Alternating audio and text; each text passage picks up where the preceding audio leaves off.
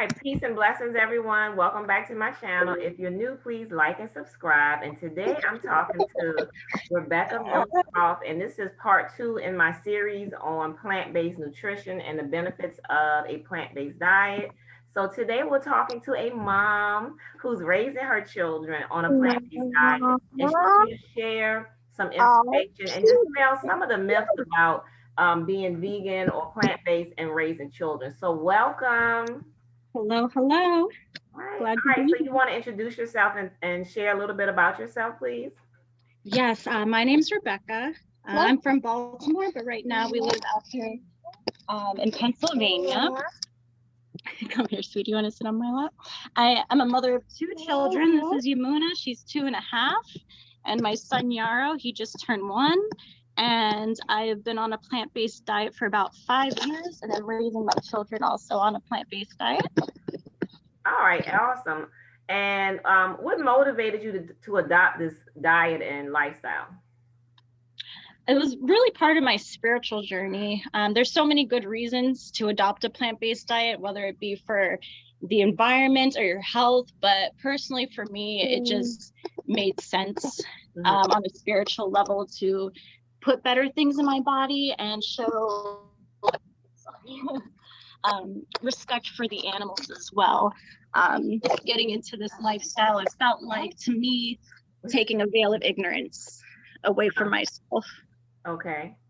And so you are raising the children, and share a little bit about how that journey is going. They're healthy and happy, and they're growing well. Oh yes. They always get good notes from the doctors when we go on our checkups, and they have quite the palate too. We had some Moroccan lentil soup last night. It was a vegan recipe, and Yarrow ate it up. Yeah, we do a lot of vegan baking as well. Sorry.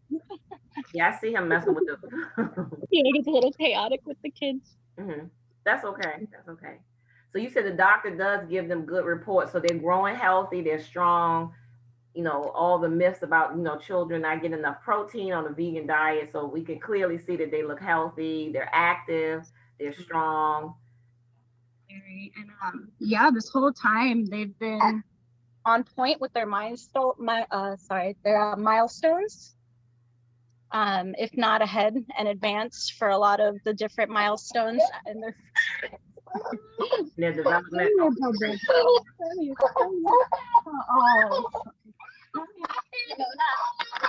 That's okay.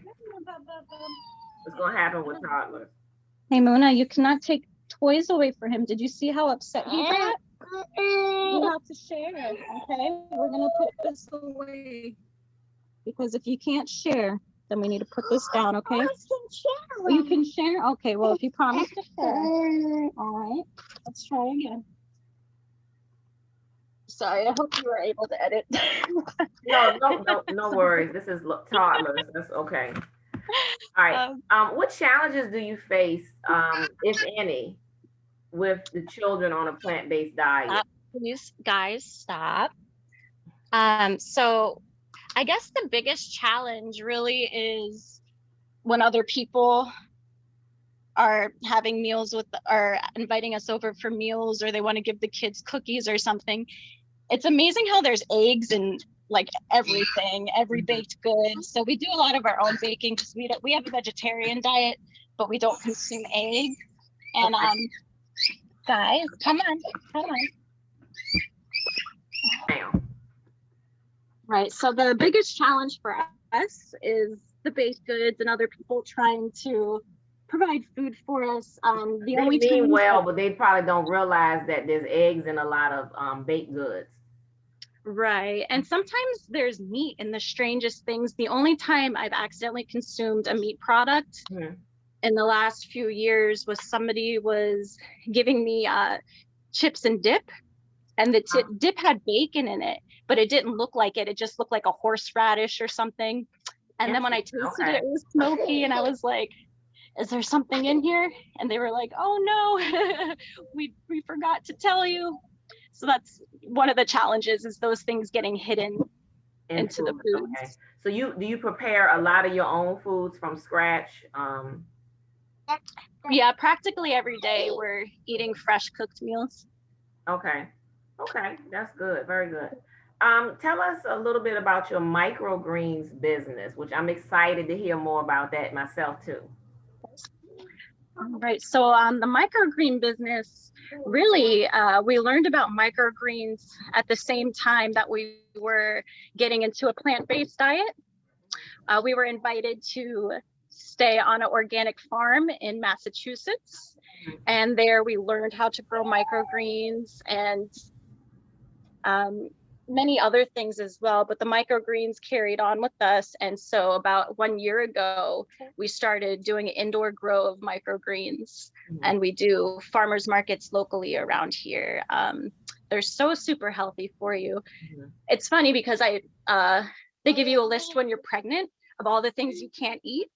And since I was already on a plant-based diet, I really didn't have to worry about most of that list. Okay. Except for sprouts. That's a bonus. That's great. Yeah. Can you share with our listening audience what are microgreens? Because some people listening may not know what is a microgreen. So microgreens are different from sprouts. A lot of the time people think microgreens are the same thing as sprouts, but they're grown in a soil media. And sorry. Okay. Hey baby, can you sit on my lap? Can you come sit on my lap? Okay.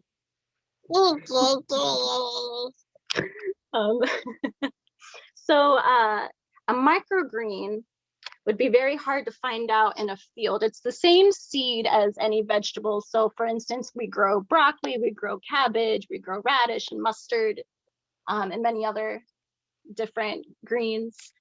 But instead of letting it grow out to its full form, we harvest it in its microgreen stage.